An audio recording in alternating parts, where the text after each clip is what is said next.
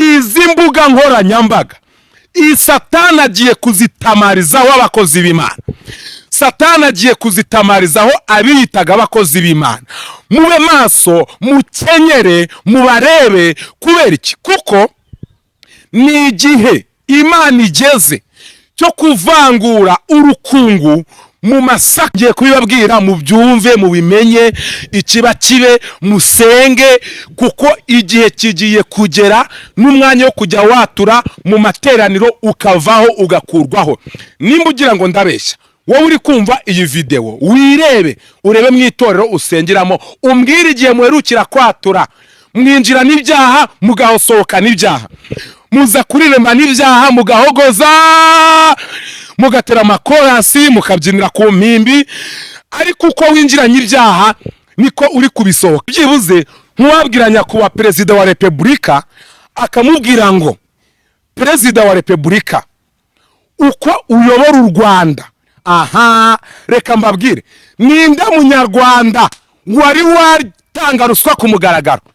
Ninde munyarwanda wari wavuga ngo nge munzanire ruswa, noneho munzanire ruswa muri biro nkoreramo, noneho ikirego cyawe cyari cyaranze kwihuta ndakihutisha ngo ajye ku binyamakuru? Ninde? Kubereke umupasiteri uvuga yuko yanyweye amaraso ya Pastor Theogene, agahwihwisa ziriya nkuru z'ibihuha. Kuko ejo bundi nakurikiranye ikiganiro kuri YouTube, umuvugizi wa RIB avuga yuko uwo mukozi w'Imana yavuze yuko icyabimuteye kubivuga kwari ukugira ngo amenyekane, abe hiti. Bunzwe n'uwitwa Hategekimana Emmanuel, niba ari umupasiteri niba atari we ntabwo mbizi, cyangwa se ibyo bindi wavuze. Icyo tureba nuko ari umuntu w'umusore w'imyaka 25 w'umunyarwanda wakurikiranywe, wafashwe agafungwa, akurikiranyweho gutangaza amakuru y'ibihuha. Bishingiye ku iperereza twari tumazemo iminsi dukora, ku magambo yatangaje, ku bikorwa, ku magambo yatangaje avuga ko hari ibyo yavuze. Ibyo rero nibyo turi gukurikirana.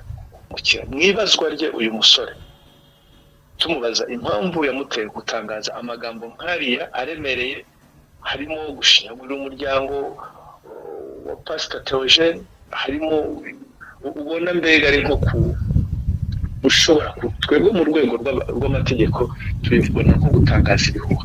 Ariko we mwibazwa rye abazwa niki cyabimuteye kuba yatangaza amakuru nk'aya ngaya, kandi azi neza ko ari amakuru aremereye. Uwo yashakaga kumenyekana niko yasubije ko yashaka kumenyekana.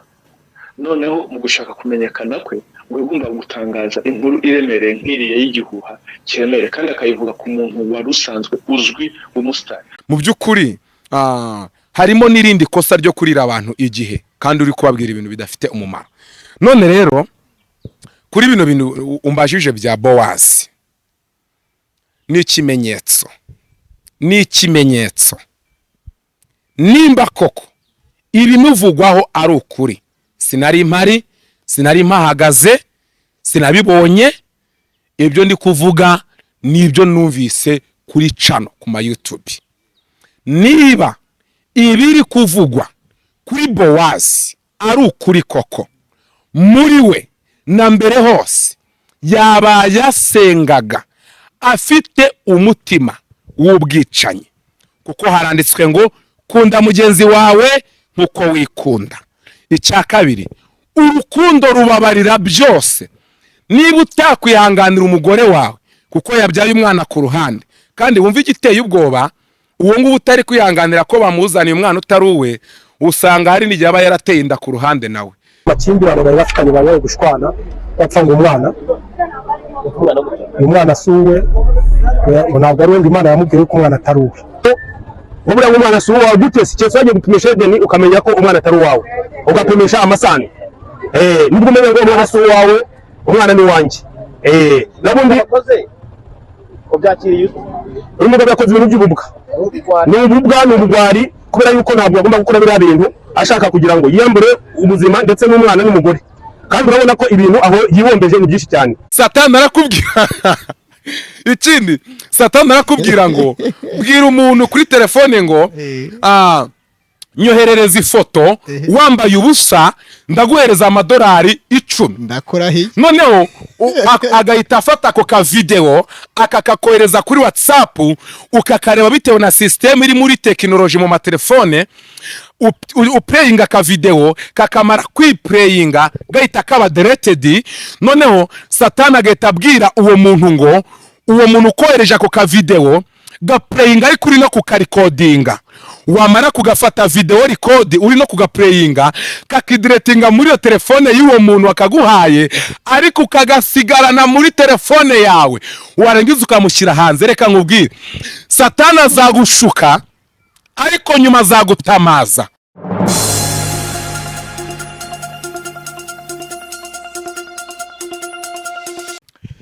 turabasuhuje kandi tubifurije kugubwa neza mwebwe mudukurikirana muri mu Rwanda ndetse namwe mudukurikirana muri hanze y'u Rwanda. Tubifurije amahoro y'Imana data ngo akomeze ababeho kandi muraba agaciro mwebwe mwakoze subscribe muri abantu b'ingenzi cyane. Nawe utarayikora yikore kugira ngo dukomeze tubane mu nyigisho n'ubutumwa bwiza Imana itugezaho cyangwa se Imana idutumaho abagaragu bayo n'abaja bayo ngo batuzanire. Ngendi Dani nkaba nakiriye nanone umukozi w'Imana kuri Embassy TV kandi namwe mudukurikiranye mutari mu bihe byiza nukuri rwose musenge mukomere. Umubwiriza njya nkunda kubabwira ko yavuze neza ngo ibihe mw'isi iteka ryose bihora bisimburana, ngo hari igihe biba byiza hakaba n'igihe bihinduka bikaba bibi, ariko byose bifatanyiriza hamwe kugira ngo bitunganye umubiri wacu ndetse n'ubugingo mu buryo bwo kwemera tuzabashe kuba mu bundi buzima, cyane ko biri tubwira ngo nyuma y'ubuzima hari ubundi buzima. Ari naryo sezano Yesu yaduhaye ngo singe kubasiga mwenyine nzagaruka mbatware, ngo aho ndi namwe muzabeyo. Hanyuma rero iyi ni Ministry Online Embassy TV, turaba ambasaderi bo kwamamaza inkuru nziza ya Yesu n'ubutumwa Imana yasigiye cyangwa Yesu yasigiye intumwa ze, natwe rero tukaba turi intumwa ze. Nawe uri intumwa y'Imana, ndagira ngo ukomeze udufashe ndetse twese dufatikanye kwamaza ubutumwa bwiza, haba muri commentaire, haba mu gusharinga iyi nkuru cyangwa se ubu butumwa, haba ndetse no kubwumva kuba hari aho bwakuvana ndetse n'intambwe bwaguteza mu by'umwuka ndetse n'inyunganizi yawe ibikenewe. Ndagira ngo rero ntangire mpereza ikaze umukozi w'Imana. Uraho neza? Muraho neza. Amakuru yawe? Amakuru ni meza cyane. Yesu ashimwe. Yesu ahimbazwe. Twishimiye nanone kuguhereza ikaze kuri Embassy TV. Murakoze, turayakiriye. Yego. Hanyuma rero ndagira ngo dutangize isengesho umwuka w'Imana aze kurushaho kuba hagati muri twe. Izina ryawe nirihimbazwe mwami w'i Nazareti. Ijambo ryawe riravuga ngo baho tukabaho, n'uyu munsi kandi ryongeye kutubeshaho kugira ngo dufatanyirize hamwe n'abera bose kurabagirana twamamaza inkuru nziza y'agakiza kawe. Twongeye kwicara kuri ibi byuma, turagusabye ngo bitubere ibikoresho byiza byo kugeza ubutumwa bwawe ku isi hose abo wateguye ko babwumva. Urakoze kandi twese dufite inyota yo kuzaba mu bwami bwawe, abariko ukomeza gukumbuza abadukurikirana bose kuzabana nawe uhere none ukagize iteka ryose. Tubisabye Imana mu izina rya Yesu, amen. Yesu aguhereza umugisha. Duherukana utugezaho ubutumwa cyangwa se utugezaho message Imana yari yagushyize ku mutima. Yes, duherukana mbagezaho inzira roho y'umuntu w'umukristo icamo amaze gupfa. Duherukana mbagezaho bariyeri 6 roho y'umuntu inyuraho amaze gupfa kugira ngo agere mu ijuru mu gace kitwa paradizo aho roho zabera zitegerereje. Rero ndumva ari cyo gihe duherukira kandi ntago ari kera, ni mu bihe bishize by'ejo bundi. Yego. Uti ni mu bihe bishize by'ejo bundi. Waba warabashije gusoma commentaire? Commentaire naragerageje ndazisoma, narazibonye zimwe na zimwe. Yego. Yego. Hanyuma ngewe ndashaka kuza kukubaza, ariko ndakubaza nshingiye kuri izi commentaire kugira ngo twinjire mu bindi. Uyu munsi bwo ugiye kutuganiza ibintu, ariko ibyo uri butuganize byose ndaza kubanza tusubize gatoya kuri komanteri, ndetse n'abandi bantu bambajije inbox batanditse muri komanteri ndaza nabo kubabariza. nta kibazo, ubundi intumwa yabo uyu munsi. nta kibazo. Yego. Hanyuma Daniel, harya amazina yawe Ndamiye Nshimiyimana. Ndamiye. Sorry, Yego. hari umuntu tujya dukunda kuganira akambwira ngo yitwa izina ryanjye bigatuma nawe nkwita izina ryanjye rero. Ndamiye, hari ubutumwa watambukije kandi bwari ubutumwa rwose bukomeye. Hari bamwe mu babwumvise, bamwe hari n'abakomantinze barambaza bati Daniel, bati watangiye twakunze ibyo uri kuvuga, ibyo uri gukora, uti none utangiye kutuzanira abantu, ntaza kumusomera, ntaza kumuvugira, musomere, soma message yanditse twumve icyo yavugaga. Uyu yaranditse aravuga ngo ariko ko watangiye ikinyamakuru twagukunze koko, ko cyuza n'abantu bavuga ubusa, wagira ngo Bibiliya ntibakiyisoma, bavaneho iterabwoba twarabamenye. Yes, uyu nguyu niko yanditse, nta kintu mumwongerereyeho, nta n'ikintu mugabagiriyeho rwose. Ni ukuvuga ngo rero bavandimwe, nubwo nsese ariko ntabwo bisekeje, ibyo anavuga kwanza bifite na rezo.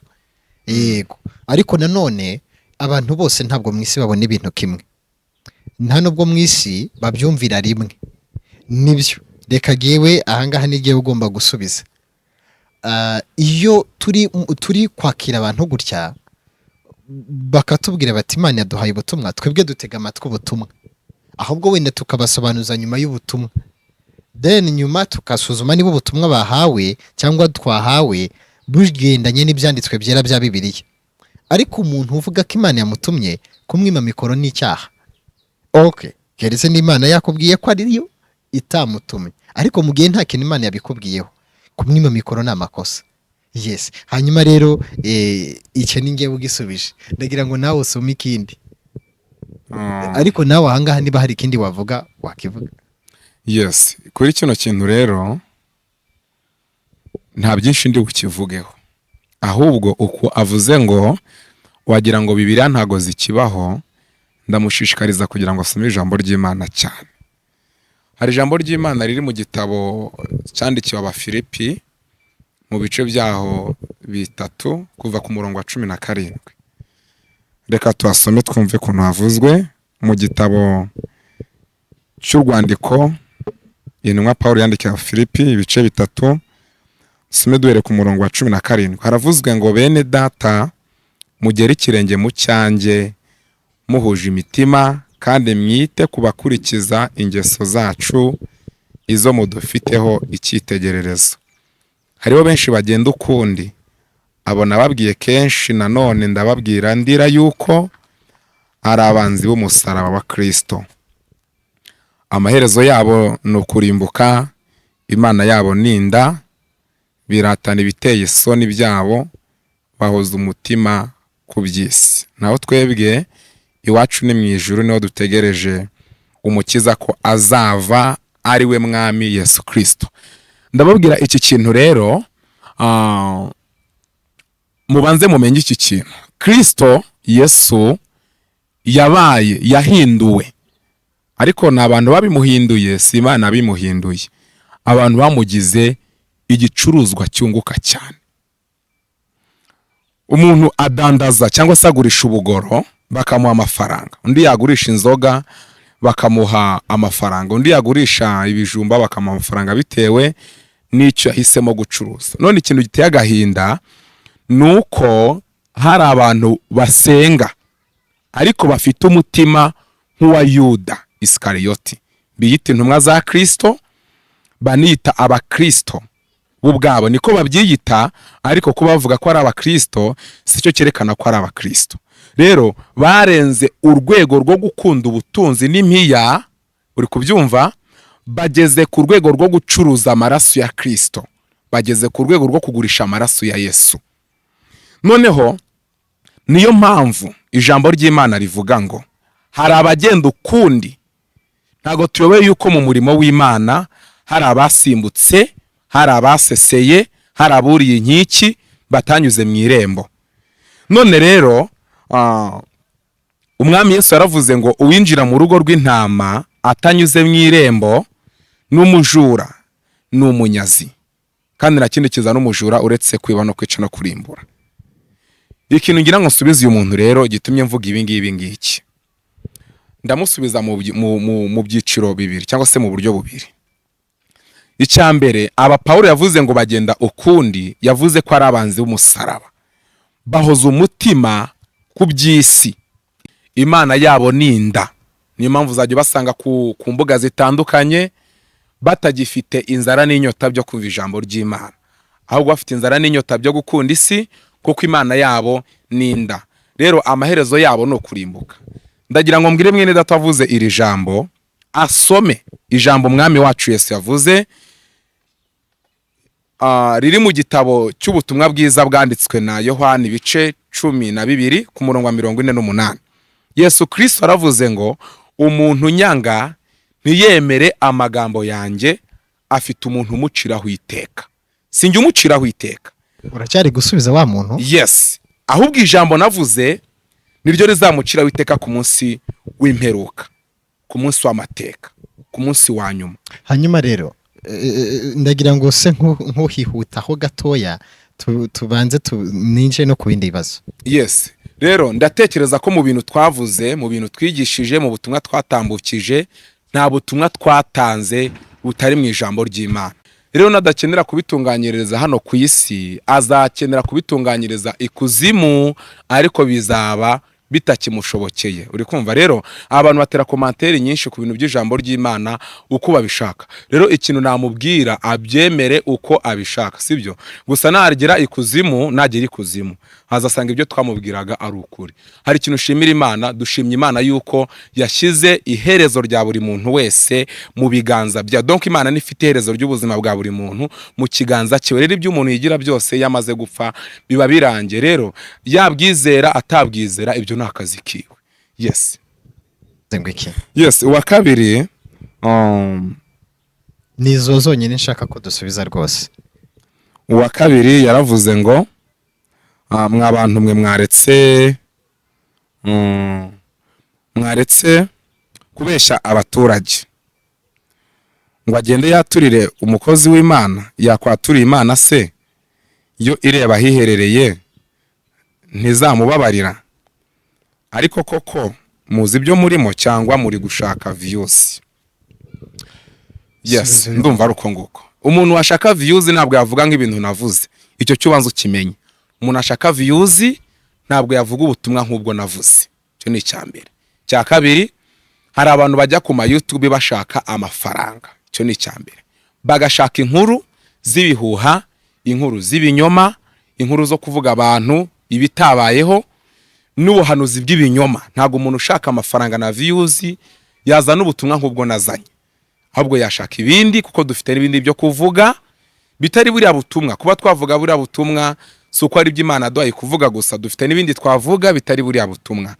Rero si ugushaka views, ahubwo ni ukuvuga ubutumwa twahawe kuvuga, sibyo? Rero uyu wavuze kino kintu, icyo yavuze ntabwo gitandukanye n'icyo abatambyi batumye kuri Kristo bamubwira ngo naceceke areke kuyobya abantu, bibwira ko ibyo umwami Yesu ari kuvuga ari ibiyobya abantu, ariko ibyo umwami Yesu yavuga byari bijyana abantu mu bugingo buhoro. Rero mwene data, ntago ari ugushaka views, ibyo tubabwira ni ukuri, nta nubwo ari ukubeshya abantu. Rero waruvuze ngo yakwaturiye Imana ireba mu mutima. Nibyo pe, Imana yitegereza mu mutima, ariko Imana yashyizeho process, Imana yashyizeho umurongo wo kwaturira abantu, kuko we wavuze gutya kuva wavuka, nuwakubaza Imana ntago urayibona, nimba unasenga ntabwo.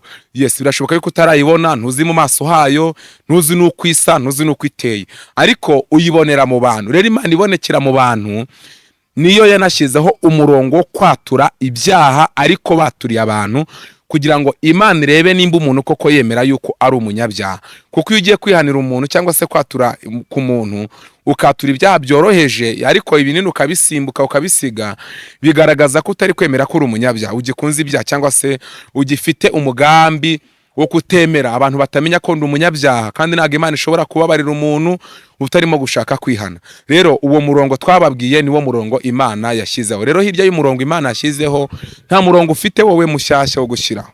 Yego, nsa nubareje uyu muntu, ese ubundi koko utaturiye umuntu wenda ukaba wakwaturira Imana nta muntu ubwiye, wababarirwa ariko ukatura urahinduka za ngeso mbi wihannye ukazivamo, wababarirwa cyangwa ntabwo bishoboka? murakoze. Hari process enye zo kwihana, ariko izi process enye ngiye kuzibabwiraho mvunaguye.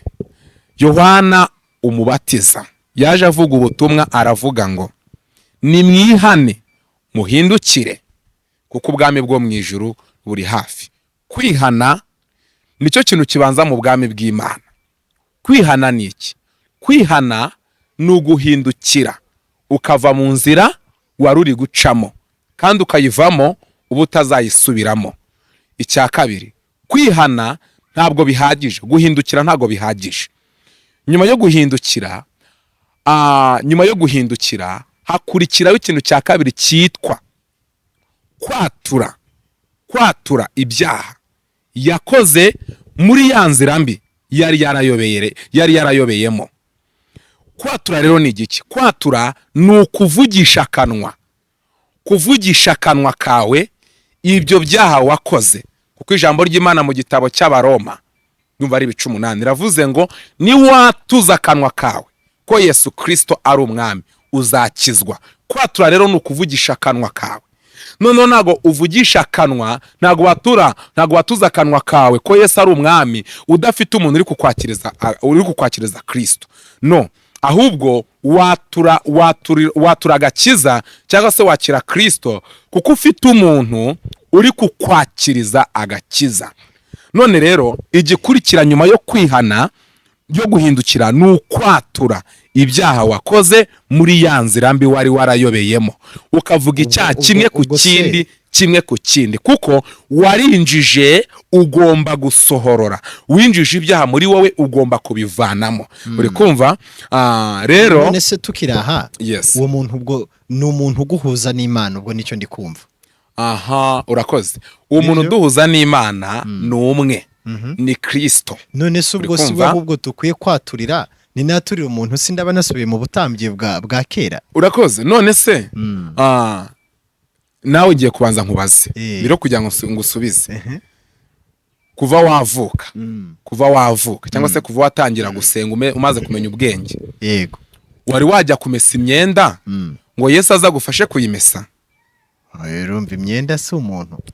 Nsubiza ngo yego yaramfashije cyangwa ntabwo yafashije. Yegenda bikoreshaga amaboko yanjye n'amaguru. Yes, urakoze. Icya kabiri, wari wagenda mu muhanda ngo umubone muri kugendana? Mu mwuka ndamubona ko no, imbona nkubone live wari wamubona? Yes, urakoze. Rero Yesu yaravuze ngo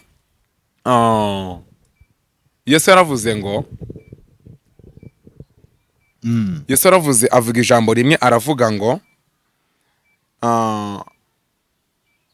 umuntu nankunda akitondera ijambo ryanjye, njye na Data tuzaza aho ari.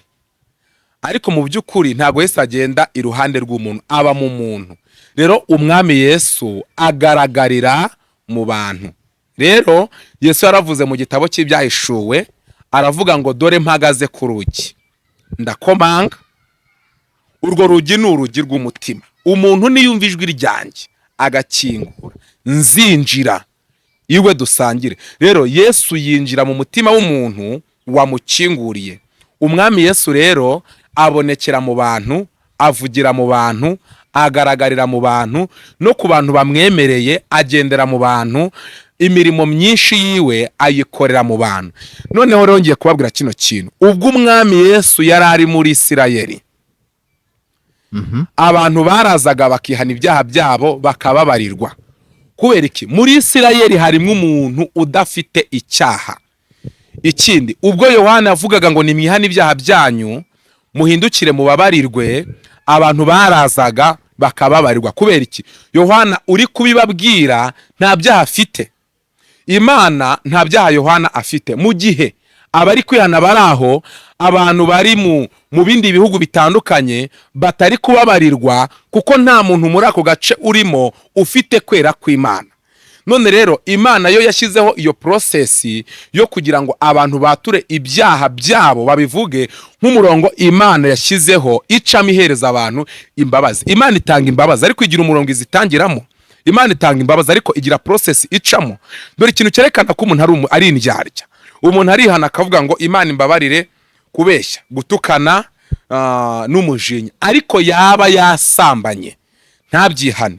We yarangiza akavuga ngo bano bantu batamenya yuko ndi umunyabyaha, mu by'ukuri ari kwihana nk'uwihanira abantu, ariko ntabwo ari kwihanira nk'uwihana nk'aho ijisho ry'Imana riri kumureba. None se ubundi ibyo sinumva ko ari n'ikibazo. Abaye ari umuntu uvuga uti ubundi abaye yarasambanye, kuvuga ati narasambanye, yaba ari we wa mbere usambanye mu isi? Kuvuga ati naribye, yaba ari we wa mbere wibye mu isi? None se hano hanze ntihari abantu bakora n'akazi k'ubusambanyi ariko kazi kabatunze ku manywa na nijoro? Sinumva ko ibi ngibi ari ibintu yakabaye anahisha bibaye binahari. Ariko kandi nkongera nkibaza, ese koko kuvuza uti birasaba ngo habe hari umuntu uri mu mucyo koko wera de, wa muntu udafite ibyaha, koko uzabwirwa n'iki ko umuntu ugiye kwaturira nta byaha afite? Cyangwa ko ushobora no gusanga afite ibyaha kukurenza? Ndaguha urugero.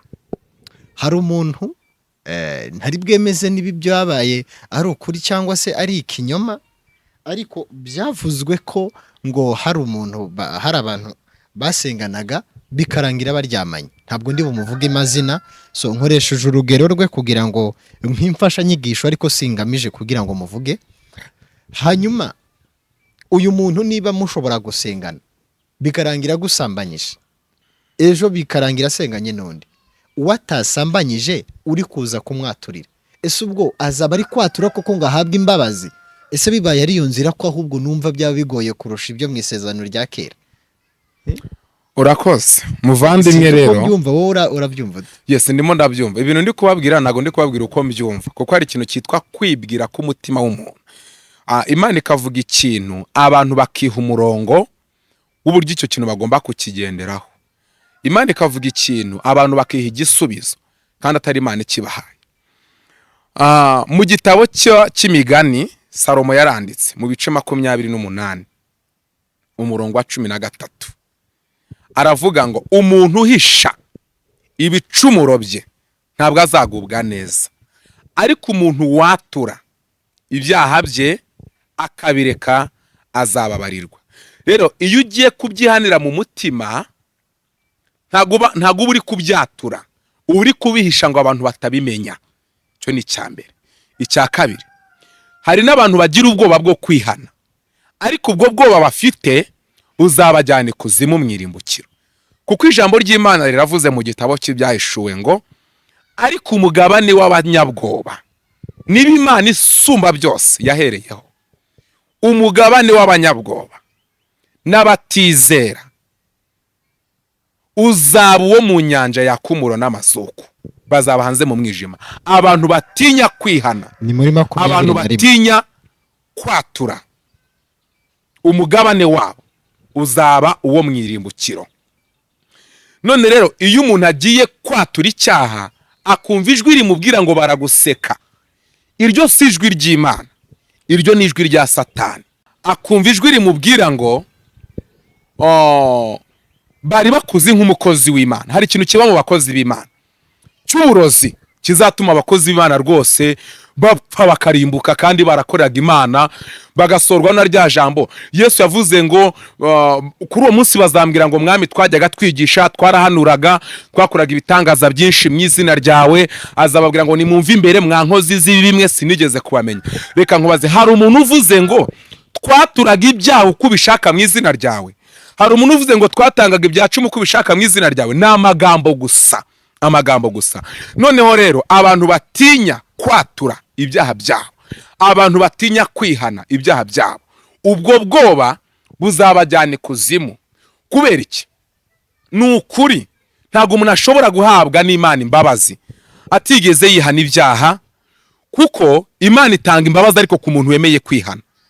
Ntabwo numva ko umuntu atemeye kwihana ibyaha byiwe yababarirwa. Burasabwa rero kugira gute? Urasabwa kwihana no kwatura ibyaha wakoze kugira ngo uhabwe n'Imana imbabazi.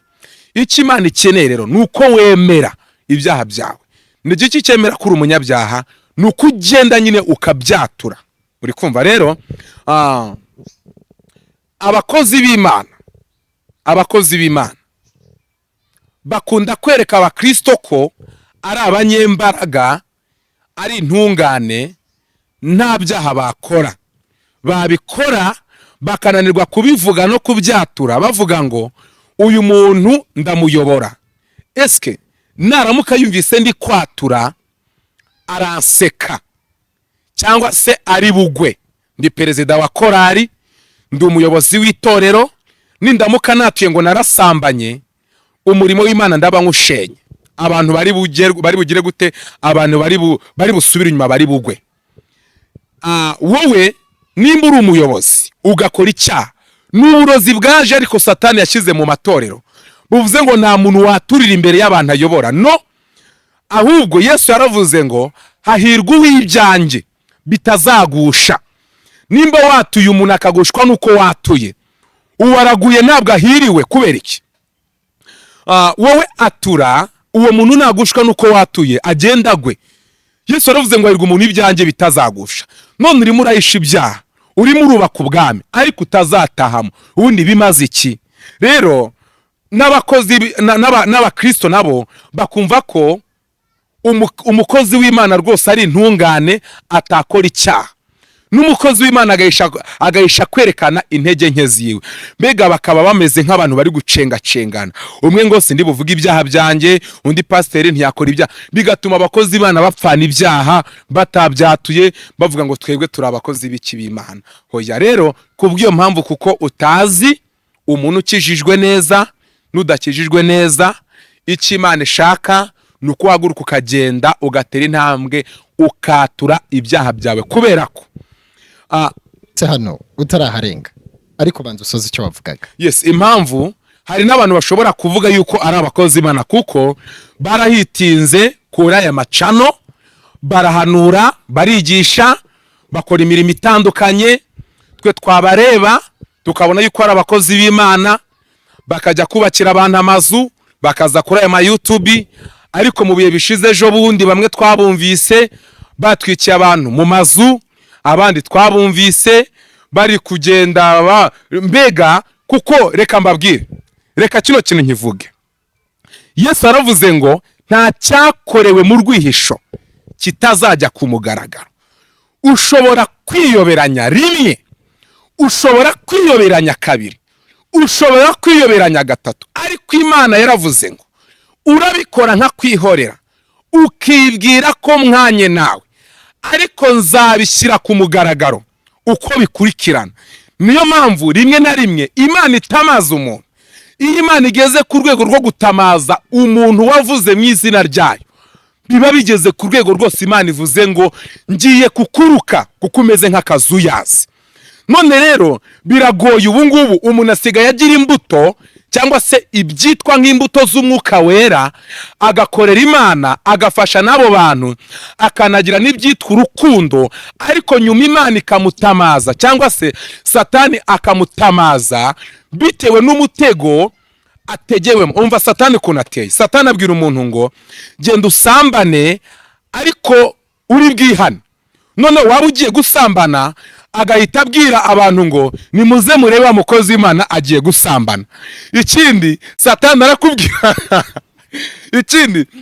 arakubwira ngo bwira umuntu kuri telefone ngo nyoherereza ifoto wambaye ubusa ndaguhereza amadolari 10. Ndakurahi. Noneho agahita afata ako ka video akakakohereza kuri WhatsApp, ukakareba bitewe na system iri muri technology mu matelefone. Uplayinga ka video kakamara kwiplayinga gahita kaba deleted. Noneho Satani agahita abwira uwo muntu ngo uwo muntu ukohereje ako ka video gapureyinga ariko uri no kukarikodinga, wamara kugafata video record uri no kugapureyinga kakidiretinga muri iyo telefone y'uwo muntu wakaguhaye, ariko ukagasigarana muri telefone yawe, warangiza ukamushyira hanze. Reka nkubwire, Satana azagushuka ariko nyuma azagutamaza. Uzaca inyuma y'umugabo wawe rimwe wibwire ngo ntabwo yakubonye, ariko nujya kumuca inyuma kabiri abwira umugabo ngo nirebe ibyo umugore wawe ari gukora kandi niwe wakongore. Rero mugabanye kujya mukorera ibintu ahiherereye, kuko rimwe na rimwe rwose Imana izabatamaza. Umva, reka mbabwire, izi mbuga nkoranyambaga Satana agiye kuzitamarizaho abakozi b'Imana. Satana agiye kuzitamarizaho abiyitaga abakozi b'Imana. Mube maso, mukenyere, mubarebe. Kubera iki? Kuko ni igihe Imana igeze cyo kuvangura urukungu mu masaka. Ikindi iki ni cyo gihe kigeze cyo kugira ngo Yesu agosore amasaka ayahunike, avuge ngo aya ni amasaka ariko uru ni urukungu. Yesu yagizwe igicuruzwa cyunguka cyane. Yesu yagizwe business ku buryo umuntu asigaye ajya mu itorero, mu rusengero, kuva afata mikoro ari umukozi w'Imana akigisha akarinda soza atari yavuga ubutumwa bugeza abantu ku musaraba, kugeza ku rwego rwose. Reka nawe yabwire rwose, ngiye kubibabwira mu byumve, mu bimenye, ikiba kibe, musenge, kuko igihe kigiye kugera n'umwanya wo kujya watura mu materaniro ukavaho ugakurwaho. Nimba ugira ngo ndabeshya, wowe uri kumva iyi video wirebe, urebe mu itorero usengeramo, umbwire igihe muherukira kwatura. Mwinjira n'ibyaha mugahosohoka n'ibyaha, muza kurirema n'ibyaha mugahogoza, mugatera amakorasi, mukabyinira ku mpimbi, ariko uko winjiranye ibyaha niko uri kubisohokana. Ibintu by'Imana iyo bibayemo imvange birabiha. Ntabwo Yesu yinjira mu mutima urimo ibyaha, ntabwo Yesu atura mu mutima urimo ibyaha, ntabwo Yesu aba mu mutima urimo ibyaha. Nimba ugundiriye ubutunzi bw'ibyaha byawe, bugundire, uzamanukana nabwo ikuzimu, uzamanukana nabwo ikuzimu. Nyamutunzi yageze ikuzimu atangira gusenga. Nawe komeza usenga n'ibyaha, n'ikuzimu uzakomeza usenga n'ibyaha. Nawe komeza uririmba n'ibyaha, n'ikuzimu uzaririmba n'ibyaha. Nawe komeza ushumba n'ibyaha, n'ikuzimu uzashumba n'ibyaha. Ndabizi abantu bageze ikuzimu barabakozi b'Imana ku isi, baratangira bakigisha, baratangira bakaririmba, bagakora umurimo w'Imana, bari ikuzimu bakibwira yuko Yesu azabavanayo.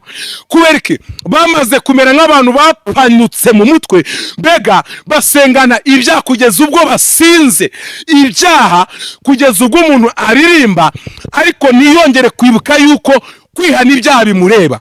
Umuntu akumva yuko ibyiwe ni ukubyuka, gukaraba, no kwambara, no kujya gusenga, agasenga agataha. Yinjiye mu iteraniro ari umunyabyaha, n'ubundi arivuyemo ari umunyabyaha. Ubundi nimba wajya mu iteraniro ufite ibyaha, ugasohoka mu iteraniro n'ubundi ufite ibyaha, gusenga kwawe kumaze iki? Uko niko Nyamutunzi yageze ikuzimu, arashya, arababara, agira inzara. Ari ku isi yari afite ubutunzi, yari afite amafaranga yo kuba yanywa icyo ashaka cyose cy'amazi. Nimba ugundira ibyaha byawe, bigundire, uzapfa umanukane nabyo ikuzimu.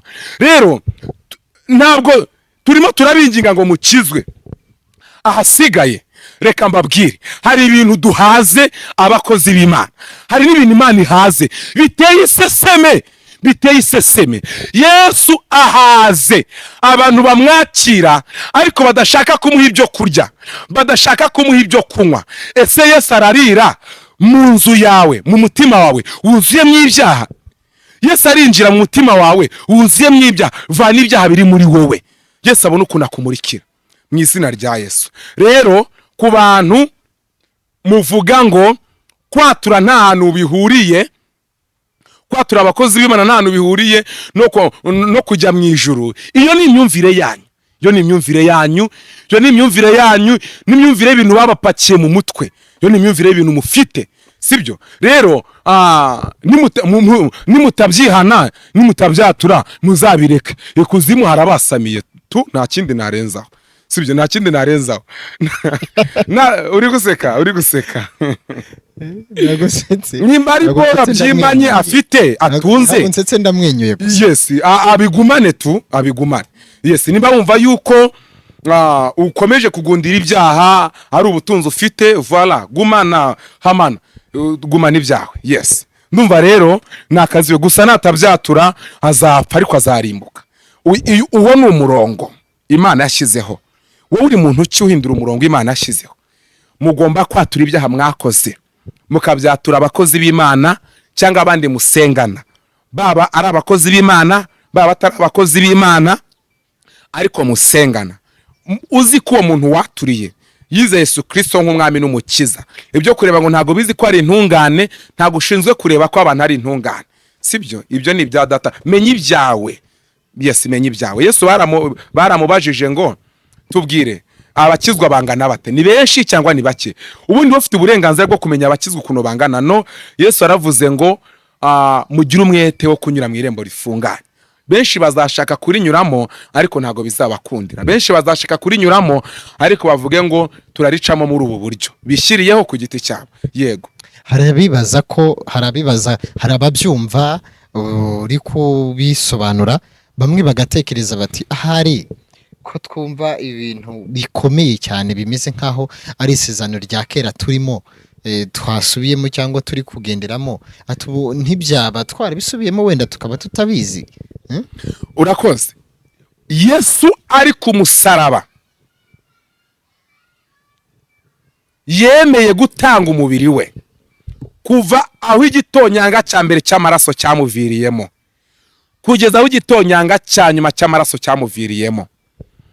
Mu bintu Yesu yaje gukora ni byinshi, ariko reka mvugemo kimwe. Yaje kwishyura ideni ry'ibyaha, ideni ry'urupfu abantu bagendanaga. Amaraso yamenetse ku musaraba niyo yeza ibyaha abantu bakora, ariko ayo maraso abeza mu gihe nabo bihannye. Ariko uretse reka mvuge gutya, uretse ubujiji koko, kugenda ukatura icyaha wakoze ni umutwaro. Ubundi ni umutwaro, ntabwo ari isezerano rya kera turimo. Ariko nimba umuntu yakoze icyaha, nagende acyature. Iki kintu twakivugaho ibintu byinshi kikarya n'umwanya bigatuma nta bindi tuvuga. Gusa amaraso ya Yesu yamenetse nayo kweza ibyaha abantu bakora, ariko mu gihe babyemeye bakanabyatura. Utabyemera azabipfana, kandi nagera ikuzimu azabyemerera ariko atagifite amahirwe yo kugaruka. Yego. Hanyuma kandi se hari ikindi nibaza, uti abakozi b'Imana bakwiye kuba bavuga ibyaha byabo bihana. Hano hanze turi no kubona abakozi b'Imana barimo baragaragaraho ibintu ibyaha bikomeye cyangwa se ibintu bikomeye, tugasanga hari abari mu byaha biremereye, ubusambanyi, kugerageza kugira nabi mugenzi wawe. Ngira ngo bimwe na bimwe nawe urabizi, uku gukorera Imana gutya, ese nuko baba batarakijijwe, nuko baba batarihanye byaba barakomeje kubibika? Ni ikihe kihishe inyuma, ni iyihe mbaraga yihishe inyuma y'ibi byose tuba turi kubona, by'umwihariko nk'ibi ngibi bimaze mu itangazamakuru iminsi? Urakoze. Iki kintu ngiye kukivuga abanyarwanda bacyumve, n'abari hanze y'u Rwanda bacyumve. Hari abantu bakiriye agakiza ariko ntibakizwa kuko bakiranye agakiza ubujiji. Bakiranye agakiza nko gusoza umuhango. Hari n'abakiriye agakiza nabo ntibakizwa bitewe nuko batamenye uko umuntu akizwa. Noneho ngiye kuvuga kino nari uvuze ibyo bintu, nibuka ibintu bibiri nshaka kuvuga. Nari ndi kuri YouTube mbona abakozi b'Imana babiri biramamaye, biri gucicibikana hirya no hino. Umwe n'uyu muntu witwa w'umukozi w'Imana witwa Bowazi, hano za Kimisagara, niko nabyumvise, ntago nari mpari ariko niko nabyumvise. Icya kabiri, hari undi uri kujya acucubikana ku mbuga nkoranyambaga, wagiye kuri aya masheni y'ama TV, aya ma YouTube, yirata ko yanyweye amaraso ya Pastor Theogene. Icya kabiri, anivuga ko yari ari mu bantu 10 bakoranaga bateze umutego nyakwigendera Pastor Theogene. Avuga ibintu ku mbuga nkoranyambaga, arangije aranavuga ngo ni umupasiteri. Rero reka mbabwire, uyu nawe wa Kimisagara, inkuru zitandukanye zivuga ko nawe yagaragaje gutwikira umugore we mu nzu ndetse n'uruhinja, kubera ko yari afite ubuhanuzi bamuhanuriye bamubwira ngo umugore wawe, umwana yabyaye si wawe. Iyo nkuru wowe ntago wayumvise?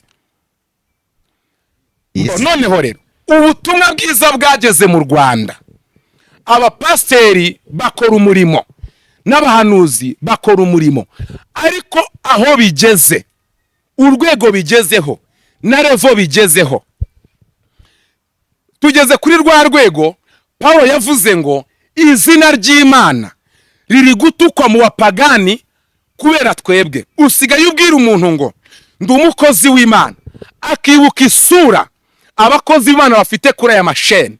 Icya kabiri, si ibyo byonyine, umuntu asigaye agira ipfunwe ryo kuvuga ngo ndi umurokore, umuntu asigaye agira ipfunwe ryo kuvuga ngo ndi umwadeperi, umuntu asigaye agira ipfunwe ryo kuvuga ngo ndi umukristo, kubera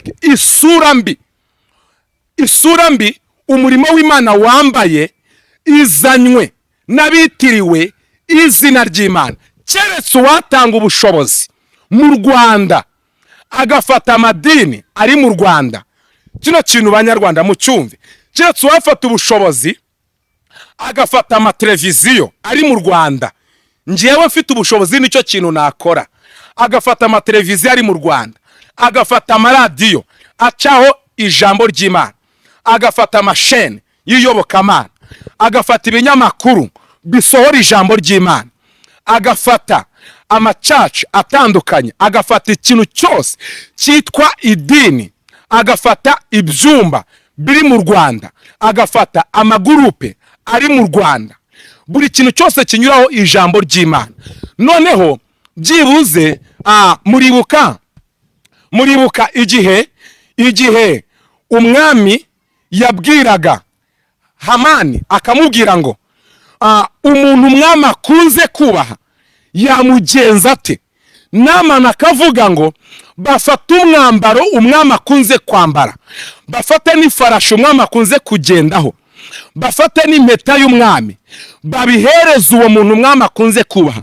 Nibarangiza baza n'umuntu ukomeye mu gihugu, bamuhereza iyo farashi ayicazeho uwo muntu umwami akunze kubaha, maze uwo muntu bamutambagize umurwa, bavuga ngo uku niko bazajya bagenza umuntu umwami akunze kubaha.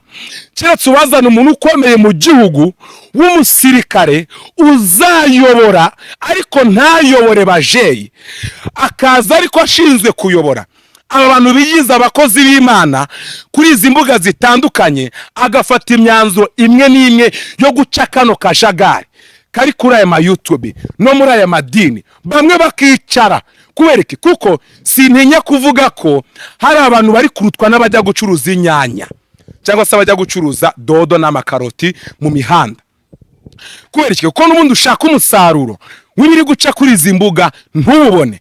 Imana yazanye ubwenge bwo gukora tekinoloji, gukora izi mbuga kugira ngo ubutumwa bwiza bw'ubwami bw'Imana buzenguruke, bwamamare, bukwire isi, kugira ngo impanda ivuge, itorero rizamuke.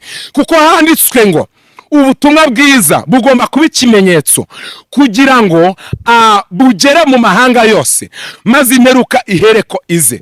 None mu cyimbo cyo kugira ngo ubutumwa bukwirakwire, ibinyoma, amanyanga, amatiku niyo ari gukwirakwira, ubundi kuba agakiza karageze ino bimaze iki ko n'undi nta musaruro wako kari gutanga sibyo rero reka mbabwire keretse nk'uwazana byibuze urakoze keretse byibuze nk'uwabwira nyakubahwa perezida wa repubulika akamubwira ngo perezida wa repubulika uko uyobora u Rwanda reka mbabwire ninde munyarwanda wari watanga ruswa ku mugaragaro ninde munyarwanda wari wavuga ngo nge munzanire ruswa noneho munzanire ruswa muri biro nkoreramo noneho ikirego cyawe cyari cyaranze kwihuta ndakihutisha ngo ajye ku binyamakuru ninde kubereke abayobozi bakora muri guverinoma bafite uburere batojwe bafite uburere bahawe bafite ikinyabupfura bahawe bafite discipline bahawe na perezida wa repubulika y'u Rwanda nugiye kubikora abikora rwihishwa ngo batamubona nawe yafashwe arabihanirwa n'impamvu uyu muntu wagiye avuga ngo yanyweye amaraso ya Theogene impamvu nawe yakurikiranywe agafatwa n'ubuyobozi butajenjetse keretse rero wabwira perezida nawe akamubwira ibintu ndi kujya mbona hano hanze hoya pe mizina twikosore mizina rya Yesu sibyo twikosore itorero ry'Imana hanyuma se mukozi w'Imana hano hanze turabona ibintu birimo biracicikana bitari byiza ibintu bibi cyane ku bakozi b'Imana nibyo warimo uvuga weho numvise Yesu nimika perezida wa repubulika ku mwanya w'ubushumba bw'itorero ariko se nanone uwagaruka kuri ruhande ku mugani nkasa nk'ukuzaho gatoya twabonye uwitwa Bowaze ko yashatse kugira nabi umuryango we na kandi birazwi ko ari umuhanuzi niko bivugwa uretse ko giwe ntaramubona simbizi hanyuma kandi twahongeye kubona n'uyu waje atanga ubuhamya ko ari mu bagize uruhare mu rupfu rwa Theogene we anavuga ko yanyweye amaraso icyo ari nacyo cyabaye ikibazo gukora na n'imyuka mibi ntawe uhakanye ko abakoranye nayo bariho na Satani arakora ariko se kuba umuntu yaba hano hanze akaterana ubwoba kwanywa amaraso ibyo byo ko tubona bimaze kuba kavuyo umugani buriya hazakorwa iki kuko wenda icyo kuba perezida wa repubulika yanaba umushumba w'itorero ntabwo nzi niba ari igitekerezo cyahita cyumvikana vuba cyangwa se cyakoroha inama ubona watanga hano ni iyihe yes murakoze uwo mukozi w'Imana umupasiteri uvuga yuko yanyweye amaraso ya Pastor Theogene agahwihwisa ziriya nkuru z'ibihuha kuko ejo bundi nakurikiranye ikiganiro kuri YouTube umuvugizi wa RIB avuga yuko uwo mukozi w'Imana yavuze yuko icyabimuteye kubivuga kwari kugira ngo amenyekane abe hiti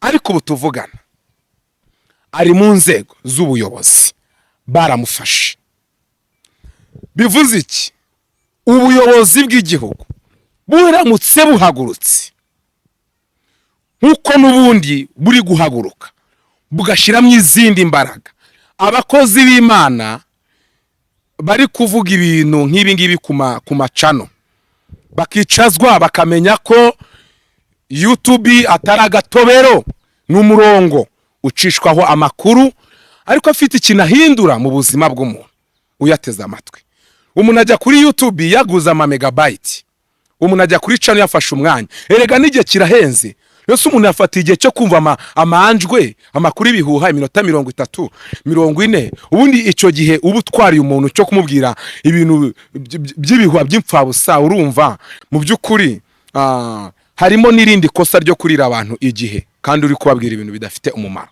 none rero kuri bino bintu umbajije bya Bowazi n'ikimenyetso nimba koko ibimuvugwaho ari ukuri sinari mpari sinari mpahagaze sinabibonye ibyo ndi kuvuga nibyo numvise kuri channel ku ma YouTube niba ibiri kuvugwa kuri Bowazi ari ukuri koko muri we na mbere hose yaba yasengaga afite umutima w'ubwicanyi, kuko haranditswe ngo kunda mugenzi wawe nk'uko wikunda. Icya kabiri, urukundo rubabarira byose. Niba utakwihanganira umugore wawe kuko yabyaye umwana ku ruhande, kandi wumva igiteye ubwoba, uwo nguwo utari kwihanganira ko bamuzaniye umwana utari uwe, usanga hari n'igihe aba yarateye inda ku ruhande nawe. Cya kabiri, usanga hari n'igihe aba anaca n'inyuma umugore wiwe, ariko umugore akaba atanabizi. Icya kabiri, ugasanga hari n'utundi tuntu agenda ashurashuramo hirya no hino, akaba atabibwira umugore wiwe, ariko umugore we yafatirwa mu gakosa runaka. Naranumvise ngo hari n'abakora ibi bintu by'ubutinganyi kandi ari abakozi b'Imana bafite abagore n'abagabo. Yes, rwose. Reka mbabwire, iyo ngeze muri bino bintu mbona umurimo w'Imana warabaye igitutsi, kandi kugarura birasaba imbaraga zikomeye cyane. Uvuze ibintu by'ubutinganyi, hari ibintu byabaye mu itorero ryacu muri ADEPR Nyarugenge, birasakuza we, bigera hanze we, ku buryo wageraga ahantu wavuga ngo ndi umwa-ADEPR, abantu bakakubwira ngo ceceka, mwazungurije ibitambaro by'ubutinganyi muri ADEPR. Ibyo ngibyo birasakuza, bigira hirya no hino, bibera Nyarugenge. Ibyo niko twabyumvise, kandi byagiye bigaragara no ku mashusho. Rero sinzi, hari ikindi kintu ndi kujya ntekereza. Ndi gutekereza ko Satani yahinduye strategy, ari kwambika icyasha abakozi b'Imana, ari no kwambika icyasha itorero, kugira ngo umubare w'abakizwa ugabanuke. Kuko nyuma y'ibyo ngibyo twagiye twakira abantu batubwira ngo ibintu byo gukizwa tubivuyemo, nimba ADEPR egeze ku rwego rwo kwakira abatinganye mu itorero, noneho ryari itorero ry'umwuka birarangiye. Hari umukozi w'Imana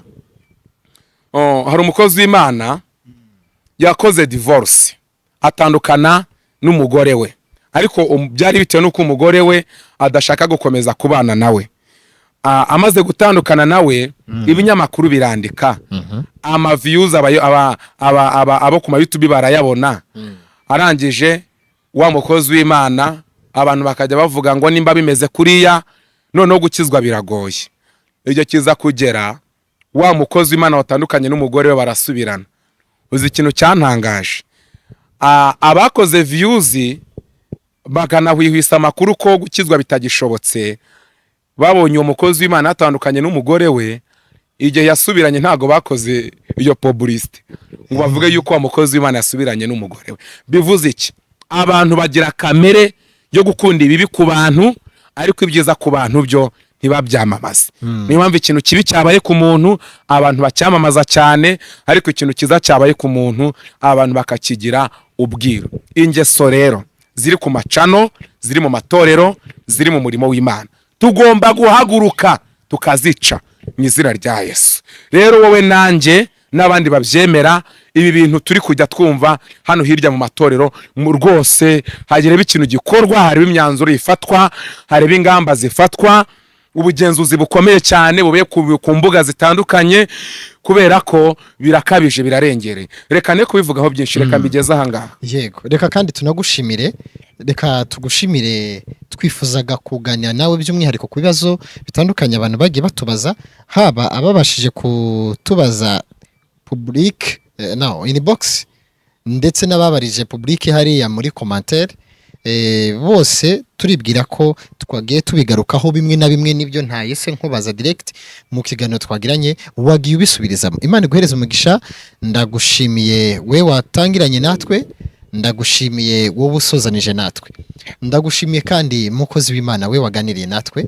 Imana iguhe umugisha. Murakoze cyane, namwe Imana ibahe umugisha. Yego, kandi ndagira ngo nifurize ibyiza mwebwe mwese dufatanyije kubwiriza ubutumwa bwiza no kugeza inkuru nziza y'agakiza mu mahanga yose. Ibi rero byari inyigisho z'umukozi w'Imana, kandi birakwiye ko isi yose ihindukira ikaba mu mucyo, ikagenda mu mucyo, nk'uko ijambo ry'Imana ribitubwira ngo muzamenye ukuri, nimumenye ukuri muzava mu bata, ukuri niko kuzabatura. Niko ijambo ry'Imana ritubwira. Ndagushimiye mwebwe mwese rero mwabanye natwe. Ibiganiro byacu n'inyigisho zacu nakagaruka, reka tuzasubire mu nyigisho y'ubutaha, ariko bategurira nk'uko twakomeje kugenda tuyibakumbuza, tuzayibagezaho bidatinze. Imana ibahereze umugisha. Murakoze cyane. Dusoreze ku isengesho. Reka dusenga Imana. Turagushimira Mana, muremyi w'isi n'ijuru, Imana ishobora ibintu byose, Imana idukunda, twebwe ibiremwa byawe turi mu isi, dushimiye ubutumwa bwiza bw'ubwami bwawe bukiri mu isi. Mana, ndasenze kugira ngo umanure ingabo zo mu ijuru zikomeye cyane kandi nyinshi, kugira ngo zigere kuri zino mbuga nkoranyambaga nyinshi mu izina rya Yesu. Zigere ku ma Facebook Mana, zigere ku maradiyo, imbaraga zawe nyinshi zigere ku mateleviziyo, imbaraga zawe nyinshi zigere mu matorero, imbaraga zawe nyinshi Mwami zigera ahantu hose hahurira abantu, kugira ngo imikorere igamije gutuma Mwami imbaga nyamwinshi irimbuka, iyo mikorere ya Satani igabanuke. Ndasaba kugira ngo mu izina ry'Umwami wacu Yesu Kristo, ubutumwa bwiza bw'ubwami bwawe Mwami bukwirakwire ku isi yose. Ndasaba abantu bari mu mwijima ubavane mu Mwami, imitima y'abantu yihindure, umucyo wawe Mwami ubarasire. Urakoze Data, uhereze umugisha buri muntu wese warudukurikiye, waruduteze amatwi, ahari abari mu Rwanda n'abari hanze yarwo. Komeza urinde u Rwanda, urinde abanyarwanda, turindire igihugu Mwami mu izina rya Yesu. Urinde umugabane wa Afurika, urinde isi yose. Byibuze Mwami mu minsi iri imbere umubare w'abakizwa uziyongera. Ndagusaba Mana, udukoreshe dushyira hanze amabanga ya Satani mu izina rya Yesu. Ndagusaba kugira ngo Mwami uhagurutse abakozi badakunda amagara yabo, badatinya no gupfa kubw'ubutumwa bwiza bw'ubwami bwawe mu izina rya Yesu Kristo. Niyo tubisabye twizeye urakoze. Amen. Yego, twabashimiye mwebwe mwabanye natwe. Kubashaka gusengana n'umukozi w'Imana cyangwa se kuvugana nawe mu buryo bw'inyigisho zitandukanye, cyangwa se mu buryo bwo kufatikanya natwe mu masengesho, nawe mu masengesho, wabahereza contact yawe. Murakoze. Nimero ya telefone ni 078 68 53 469, 078 68 53 469. Iyo ngiyo iri no kuri WhatsApp, cyangwa se ukamamagara kuri 0729 11 44 87. Murakoze, Imana ibahereze umugisha. Turabashimiye. Ibiganiro byacu nakagaruka, turi kumwe naho ubutaha.